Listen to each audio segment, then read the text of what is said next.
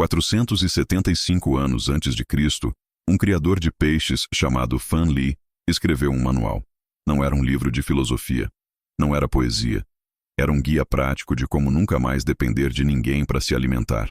O nome do tratado era Yang Yu Jing, e o método que ele descreveu produzia mais proteína por metro quadrado do que qualquer fazenda industrial que existe hoje, sem ração comprada, sem veterinário, sem caminhão de entrega. Uma vez montado, o sistema se alimenta sozinho. Esse conhecimento atravessou 2.500 anos de guerras, impérios, epidemias. Sobreviveu a tudo. Mas aqui no Brasil, a maioria das pessoas nunca ouviu falar disso. E isso não é coincidência. Hoje eu vou mostrar como montar esse sistema no seu quintal. Do zero. Com menos de R$3.000 de investimento inicial. Volta aí comigo. 3.500 anos antes de Cristo. Vale do Rio Amarelo, China. Cheia sazonal. A água sobe, inunda os campos, depois recua.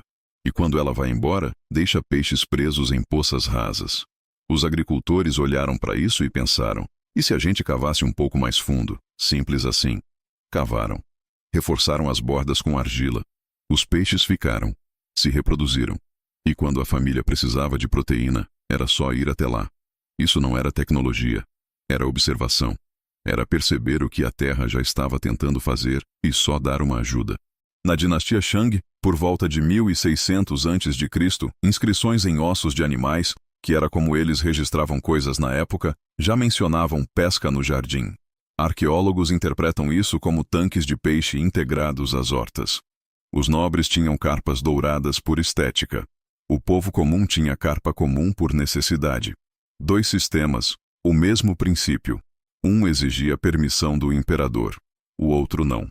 Aí chegamos no ponto mais estranho de toda essa história. Século 7 depois de Cristo. Dinastia Tang. O sobrenome da família imperial era Li. Em mandarim, esse caractere era idêntico ao nome da carpa comum, o peixe que toda a família chinesa criava faz mais de 1000 anos. O imperador decidiu que criar carpa era uma ofensa ao nome imperial, baniu a espécie em todo o território. Pensa no tamanho disso. A principal fonte de proteína de um povo inteiro, proibida do dia para a noite. E o que os agricultores fizeram? Não esperaram o governo mudar de ideia. Foram resolver o problema. Eles começaram a colocar 4 espécies de peixe no mesmo tanque. A carpa-lama ficava no fundo, mexendo no sedimento. A carpa prateada filtrava algas no meio da coluna d'água. A carpa-capim comia plantas na superfície. A carpa cabeça grande caçava zooplâncton onde mais nenhuma outra espécie alcançava. 4 peixes, 4 andares. Nenhum disputando comida com o outro. Não tinha sobra, não tinha desperdício. O tanque funcionava como um organismo único. Isso foi o que os europeus encontraram quando chegaram à China no século XIII. Tanques com séculos de uso, produzindo toneladas de proteína por ano, sem que ninguém jogasse ração dentro. Os viajantes descreveram como característica da paisagem, igual a gente descreve um rio ou uma montanha. Era tão comum que nem chamava a atenção. Quando os colonizadores europeus chegaram nas Américas, trouxeram gado, porco e galinha. Esses animais precisam de pasto, de ração, de curral, de veterinário. Precisam de você todo santo dia para existirem. O tanque autossuficiente parecia primitivo demais, simples demais, coisa de pobre. Não era compatível com a ideia de progresso que eles queriam vender, mas não era primitivo. Era engenharia biológica, só que sem patente, sem indústria por trás, sem ninguém ganhando dinheiro para promover. Nos anos 60, pesquisadores da Universidade de Auburn, no Alabama, foram estudar esses métodos chineses antigos. Construíram tanques de teste, 90 metros quadrados cada um. Os resultados foram constrangedores para o agronegócio, 160 quilos de peixe por temporada. Num espaço minúsculo, com custo de insumo próximo de zero. 1/4 de hectare de pasto produz em média 90 quilos de carne bovina por ano. E ainda precisa de ração, remédio e trabalho constante. O tanque produzia quase o dobro, com 1/10 do espaço. O sistema industrial de proteína no Brasil movimenta centenas de bilhões de reais por ano. Não tem nenhum incentivo para que você aprenda isso. Esquece a ideia de que é só um tanque de peixe. Não é. É um ecossistema de 4 camadas que se sustenta sozinho. Cada parte alimenta a outra. Tira uma, o sistema inteiro fica desequilibrado. Vou explicar cada uma. Nas policulturas tradicionais, A ave aquática não é opcional, é estrutural. O pato Khaki Campbell, que é a raça mais indicada para esse sistema, revolve o fundo do tanque enquanto nada. Isso libera nutrientes presos no sedimento. As fezes dele caem direto na água e viram nitrogênio. O nitrogênio alimenta algas microscópicas. As algas alimentam zooplâncton. O zooplâncton alimenta os alevinos. Os alevinos crescem. É uma cadeia. E o pato é o motor dela. Um bando de 3 a 5 patos Khaki Campbell produz entre 800 e 1.700 ovos por ano. Você não precisa comprar ração para eles. Eles comem lentilha d'água, uma planta aquática que dobra de biomassa em 48 horas, insetos e o que encontram no fundo do tanque. Um detalhe importante: patos não ficam dentro do tanque o tempo todo. Eles precisam de um espaço seco para descansar. Uma estrutura simples de madeira ao lado já resolve. As plantas são o que mantém a água viva. Tábuas, aquela planta alta de beira de lago, retiram o excesso de nitrogênio e fósforo.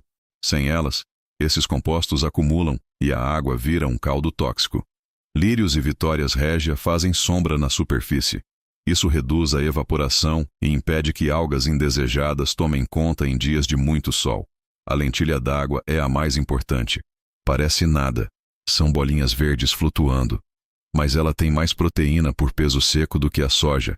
Cresce absurdamente rápido e serve de alimento para quase tudo no sistema.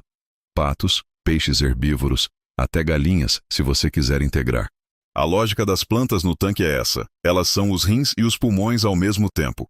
Filtram o que é veneno para o peixe e liberam o que o sistema precisa para continuar funcionando. Para quem mora no sudeste ou sul, onde o inverno existe de verdade, as melhores opções são lambari. Se reproduz facilmente, resiste bem à variação de temperatura e serve de alimento para peixes maiores dentro do próprio tanque. Tilápia cresce rápido, 500 gramas em 5 ou 6 meses, mas precisa de temperatura acima de 18 graus. No inverno frio, o crescimento trava. Bagre americano, mais resistente ao frio, chega a 1,5 kg em condições adequadas, e a carne tem boa saída. Para quem está no norte ou nordeste, a tilápia é imbatível. A temperatura da água quase nunca é problema. A quantidade inicial é de aproximadamente 50 alevinos para cada 3.800 litros de água. Parece pouco, mas o sistema foi feito para crescer devagar e se equilibrar sozinho. No segundo ano, eles se reproduzem. Aí você para de comprar alevino. Bactérias. Ninguém fala disso, mas é o que mantém tudo funcionando. Quando o peixe excreta, libera amônia na água. Amônia em concentração alta mata peixe. Mas certas bactérias, que colonizam as pedras, o fundo e as raízes das plantas, convertem amônia em nitrito, depois em nitrato. Nitrato é fertilizante. As plantas absorvem. Ciclo fechado. Esse processo leva de 4 a 6 semanas para se estabelecer. Por isso a sequência de montagem importa. Se você jogar peixe antes das bactérias estarem lá, a amônia acumula e eles morrem. Não tem atalho nessa parte.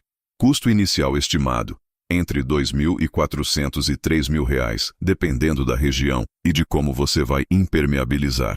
Localização: o ponto mais baixo da propriedade, com pelo menos 6 horas de sol por dia. Não pode ser sol o dia inteiro.